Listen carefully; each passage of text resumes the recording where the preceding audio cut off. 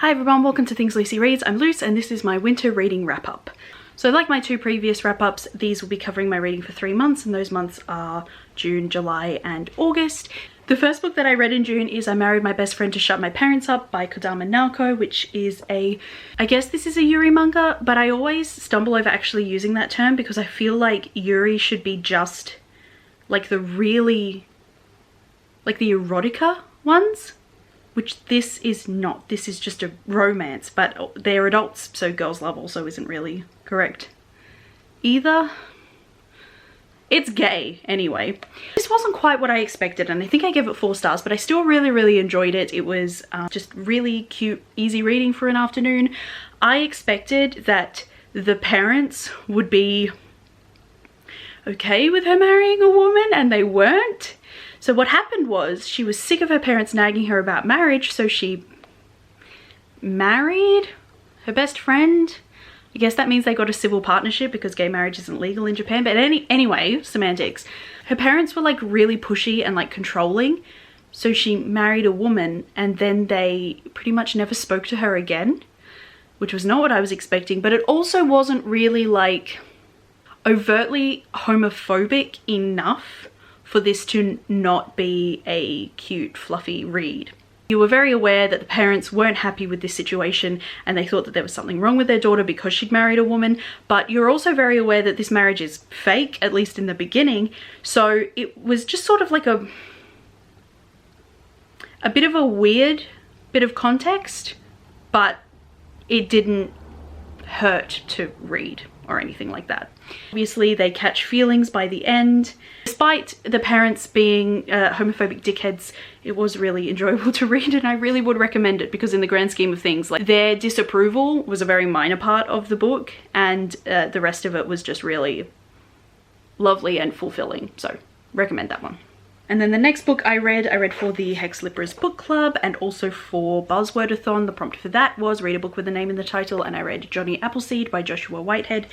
I read this half on audio and half as the paper book, and both were really good. The thing about the audiobook, and I think perhaps it was just Joshua Whitehead's accent, but it sounded like the book was written in verse, even though it isn't, it's just prose.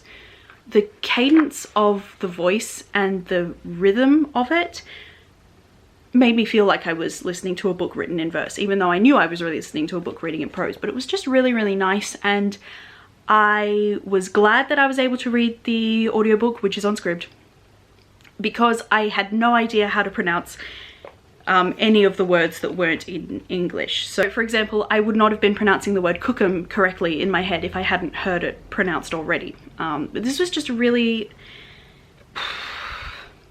it's one of those books that's like, it's good and it's enjoyable, even though the subject matter is not very light, if you know what I mean. So Johnny Appleseed is a young two-spirit person. He's living off the res and he finds out that his stepfather has died and he has to return back to the res to go to the funeral.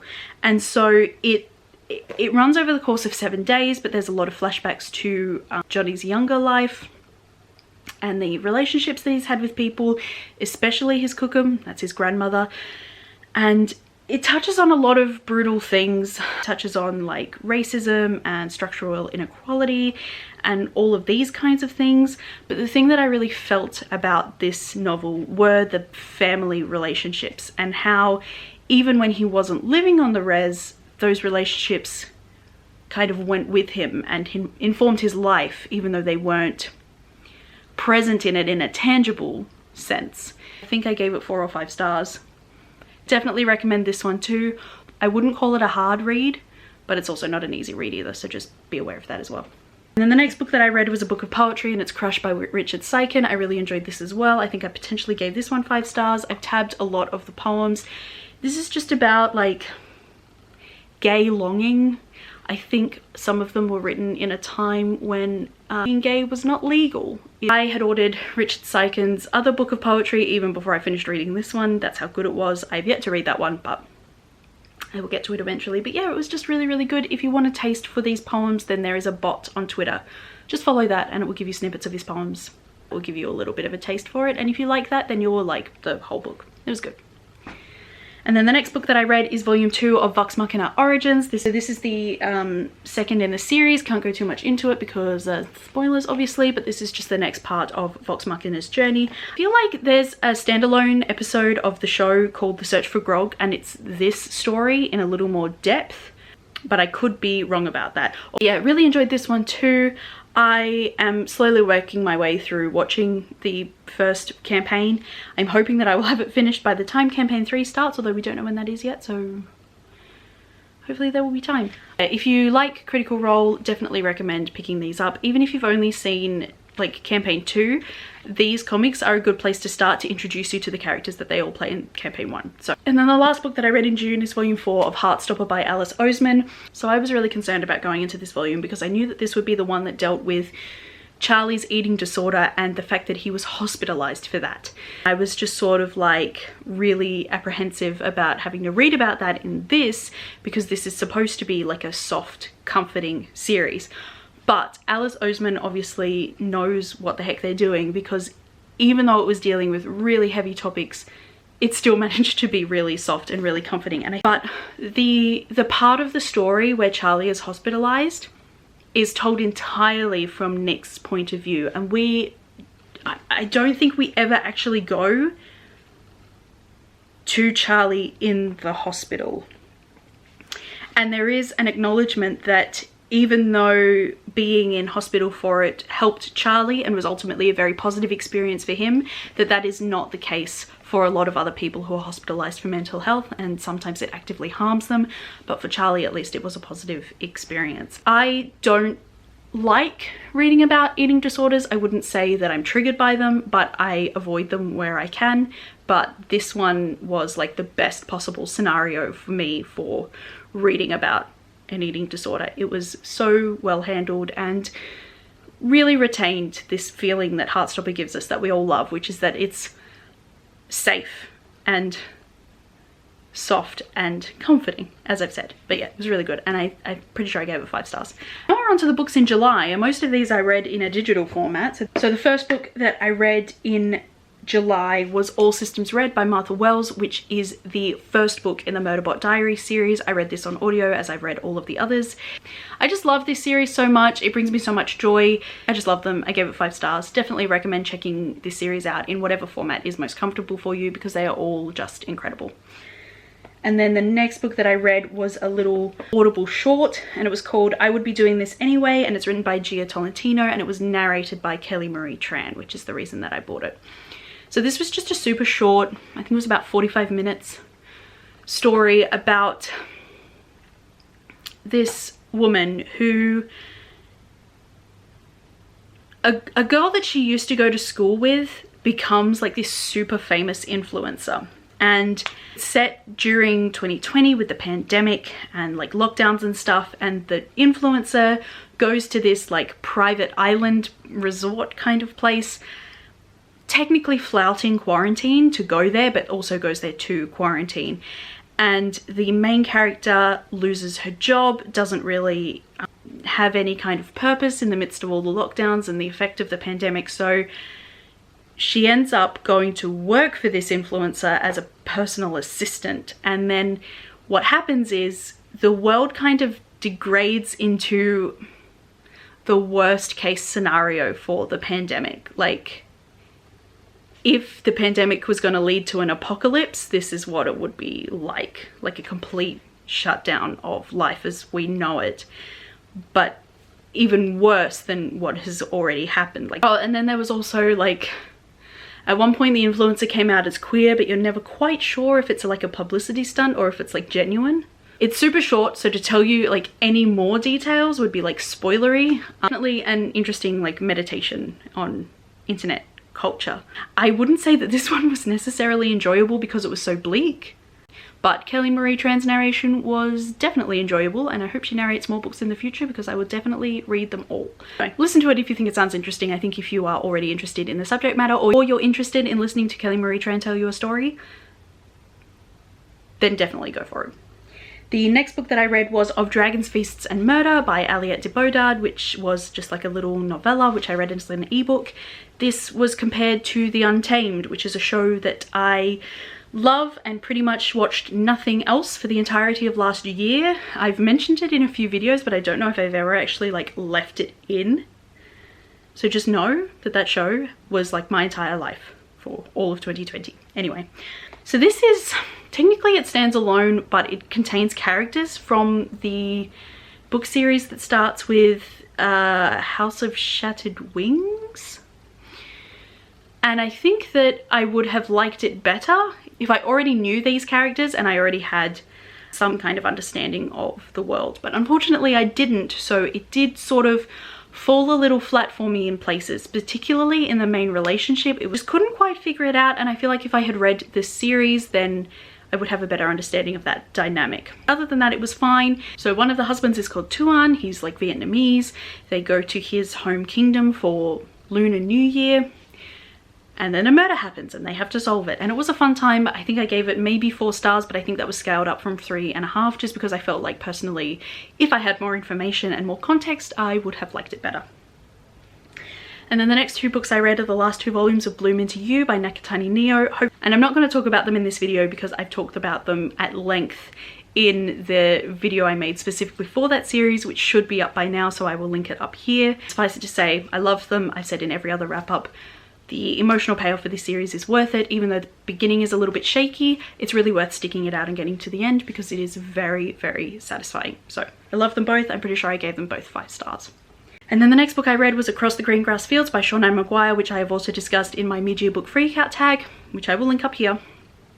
I think that this is probably my favourite of the series. I really like the things that it says about Portal Fantasy as a whole and the way it sort of deconstructs that and the chosen one trope, which is usually present in all of them. And I just really am still reeling from the end of that and the way that that world is going to be so fundamentally changed by the events of that novel.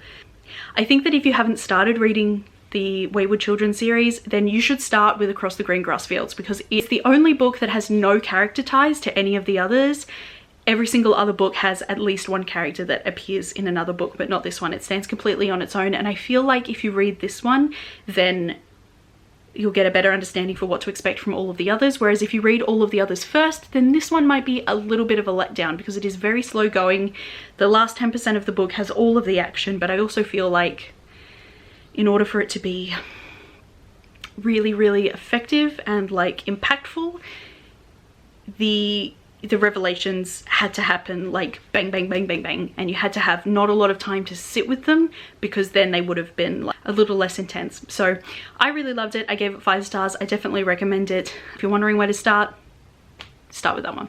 The next book that I read was The Tea Dragon Festival by Kay O'Neill. I gave this 5 stars again. This is like a prequel to the Tea Dragon Society. So Eric and Hesekiel feature in this as like younger people. It's before Eric has the accident that puts him in a wheelchair, and I remember the first time that I read this, and again also with this one, I was concerned about the fact that Eric's home village is literally up a mountain and it doesn't look like it's navigable by wheelchair.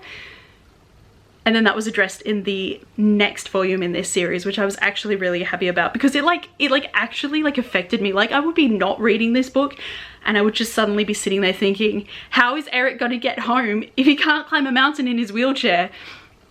But they did address that, so please be aware of that. The main character of this, Rin, is non-binary, which is great. They make friends with Aiden, who is a dragon.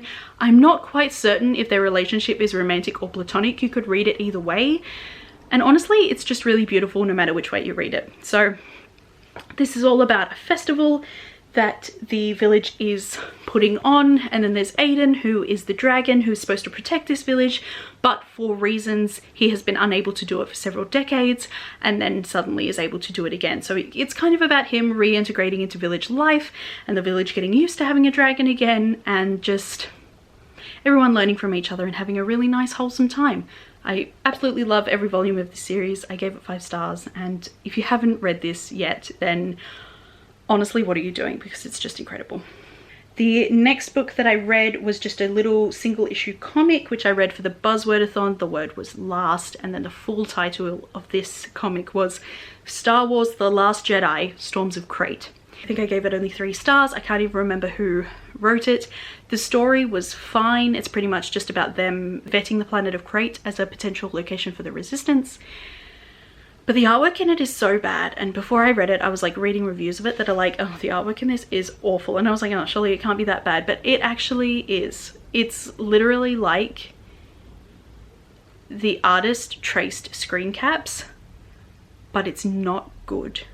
So like, it's specific facial expressions that happen in the movies, and like you can recognize it from the movies that the artist has just redrawn. But they've done that thing where they put in too many lines, so the face is at once photorealistic and also like does not look like a human being at all. But it was just, yeah. Unfortunately it wasn't great, but I've read it now at least. It was only 1 issue, so at least it was over quickly. Okay, so the second last book that I read in July is Die Volume 3 by Kieran Gillen and Stephanie Hans. And I can't tell you very much about this because it's the 3rd issue of the series, but the general premise of this series is in the 80s, these friends played a D&D game, but they like, it's a Portal fantasy. They went into that game and they came out, but the DM didn't. And then now in the 2020s, when they're all adults, go back into the game. This has a lot of references to things like the fantasy world that the Bronte sisters and their brother made up. Charlotte Bronte is actually a character in here. It references Narnia, it references The Lord of the Rings, as well as several classic novels as well. And it's just really fascinating. Like, it kind of gory, deals with a lot of heavy topics, but it's honestly just so clever and so well thought out that it's a joy to read, even though it's difficult and kind of dark. So yeah, if you're at all interested in D&D or Portal Fantasy and you've been wondering if this series is for you, it is definitely for you. I think I gave this volume 5 stars and I'm very eagerly awaiting the next one. And then the last book that I read in July was an ebook, and it was a memoir, and it is called Leave Me Alone by Christian Hull. The subtitle of it is A Memoir of Me, Myself and Trish. So Christian Hull is an Australian comedian. He went kind of viral last year or the year before, making videos about like Karens in the drive-thru. You might have seen them. They're on Facebook, and this was just a very frank account of his life up until this point. It discusses like how he didn't have very many friends at school, and about his family relationships, and about how his first forays into radio weren't necessarily that successful. He wasn't good at living on his own. It talks very frankly about his sex life. He is gay. That's not really that important, but just in case you're wondering, he is gay. And it was just really funny to read. I listened to it on the way like to and from work, back when I was going to work and driving my car. That's the thing that I miss the most, is driving my car. Like, I bought it this year and now I can't drive it. It's not like groundbreaking, but if you like his videos and you're interested in him as a person and you just want to hear him talk at you and make jokes at you for a couple of hours, then it will definitely be a hit for you. I think I gave it 4 stars, but it was really, really good. I'd probably listen to it again. Now we're up to the last section of this video, and this will be very easy because nearly all of these books I read for other challenges and I've already wrapped them up, so I don't have to talk about them again, thank God. The first 4 books that I read in the month were The Once and Future Queen Volume 1 by Adam P. Nave, Lost in a Book by Jennifer Donnelly, The Order of the Pure Moon Reflected in Water by Zen Cho, and Through the Woods by Emily Carroll, all of which I read for the Merlin Readathon, and the wrap up for that is already uploaded. I will link it up here. If you want to hear me talk about these books, please go and watch that video because I've already talked about these once and I don't want to do it again. This book I also read for the Big Mac Picks My TBR challenge, and in addition to this one I read Tales of the City by Armstead Maupin, which I'm not going to hold up and I'm definitely not going to talk about, and also read White and Royal Blue by Casey McQuiston. So that video is here. If you want to hear about these books, go and watch that one. This was a reread, really enjoyed it again the second time around, possibly even more than I did the first time around. Beautiful, chilling, would read again, 4 out of 5. This one I absolutely loved because I'm a basic bitch apparently. I was just reading it in like probably the worst 2-week period of lockdown that I had. It was just a whole time, and I read this during it and it was just really comforting and I absolutely loved it. It's everything that I love. So I adored it. 5 out of 5 stars. Please go and watch the vlog for that video because I go more in depth about things, and you'll also hear what I thought of Tales of the City. Spoiler alert, I hated it. The next book that I read was the next pick for the Hex Libris Book Club, and it is The Death of Vivek Oji by Akwaeke Emezi. I partially read this on audiobook and then partially read this in physical copy, and part of that I was reading them like at the same time. Like I had the audiobook on 2 times speed and I was like reading along with it, which was really good because there's a lot of words in this in the language Igbo, which I would not have known how to pronounce if I didn't hear them pronounced in my head. And then I actually read the tail end of the book like on paper. So you know at the beginning of the book that Vivek has died, but you don't know how and you don't know why. So then the book takes you back to his parents' meeting and his birth, and takes you then through his life as he grows up and goes away to military boarding school and then comes back and is different and like refuses to cut his hair and has very secretive meetups with all of his friends, that kind of thing. Then eventually you find out how he died, and it's just, the book sets you up to expect something that isn't what you end up getting, and it was just even more devastating because of that. Most of the book Vivek is gendered as a man, but then there is a section where she becomes Nemdi and presents and is perceived, the important thing is perceived by everyone who sees her as a woman. So I don't know if I would say, oh, she's a trans woman, Nemdi is her truth. I think it's more like, at least in this portion of Vivek's life, which is all we get and it's all he got, she got, both were correct. He was Vivek and she was also Nemdi, and both existed at once, and they weren't in competition with each other. It's just sometimes she was Nemdi and sometimes he was Vivek. The thing that I really liked about this, much like with Johnny Appleseed, it felt like a whole community. I felt like if I went to this city where they lived, I would meet all these people. All of these people actually exist. And then I read in the back that I think it must have been Akwaeke's mother had a friend group like Vivek's mother did in this, that was called the Niger Wives, and it was a group of women who weren't from Nigeria but who had married Nigerian men and lived there and raised their children there. And then all of those children became really good friends, and all of the mothers were called Auntie, whatever their name was, and it was just sort of like a family group, even though it was just a friend group, but it was really supportive and everyone really cared about each other, which I really liked. Akwaeke Emezi is honestly just so amazing. I gave this 5 out of 5 stars. Absolutely devastating, but really, really beautiful. Definitely worth reading. And once again, I'm going to be really excited to come back to this in the future and experience it again and be absolutely devastated a second time. And then I read Introducing Teddy by Jessica Walton, illustrated by Dougal McPherson. This is just a really nice children's book about a friend coming out as trans and just being instantly accepted. And it was lovely. And it's not very complex, it is very simple, but simple in like a concise, straightforward way, not simple as in lackluster, which is how I felt about Maiden and Princess, for example. You can very simply and beautifully make your point, and then you can half-ass something. And one of these books was half-assed, but it was not this one. Definitely recommend picking up a copy of this if you can get your hands on it. It's just really, really lovely. And I will definitely be reading this book to any small people that come into my life at any point, because I love it. And the second last book that I read was The Tea Dragon Tapestry, which is the third in the Tea Dragon trilogy by Kay O'Neill. This is the last one. In this one, we have Greta and Minette from the first book. Eric and Hesekiel are also in it. You get Rin and Aiden come for a visit. It's wonderful. Greta is potentially going to become the apprentice of this great master blacksmith, and so she has to make something to prove her skills. And I will link my Goodreads review for this down below, because I just did so many things that I liked.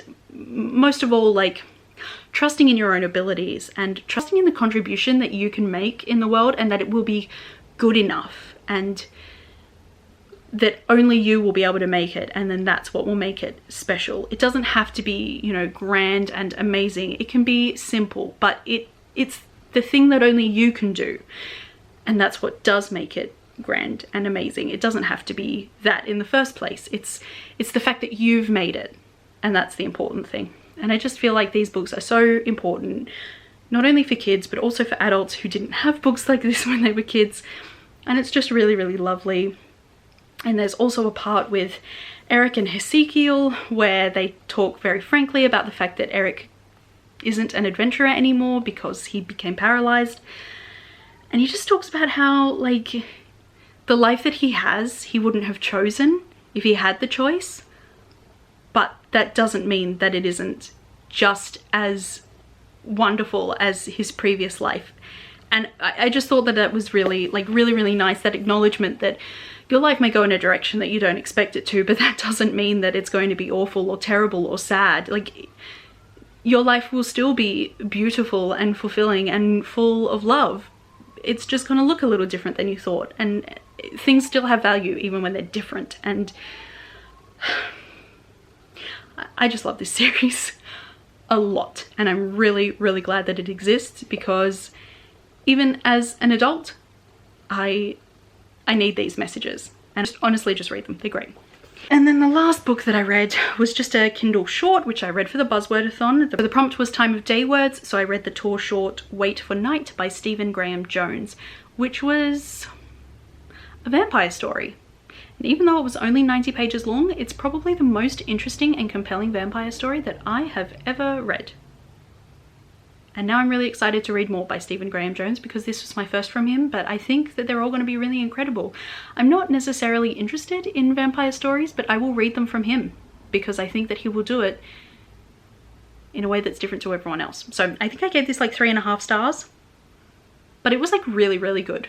Like really good. And it was the kind of book that, even though it's so short and even though you're left wanting more, it did exactly what it set out to do in that short space of time. And I'm craving more of this world, but not in a way that would make me be like, oh, I wish it was longer. I think it's perfect the length that it is, but I hope that maybe there are more stories written with this kind of concept in the future, because that would be really great. Those are all the books that I read in winter.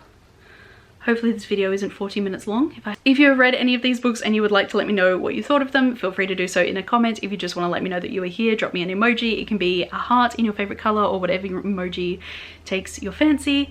Thank you very much for watching this video. I hope that you enjoyed it, and I will see you in my next one. Bye for now.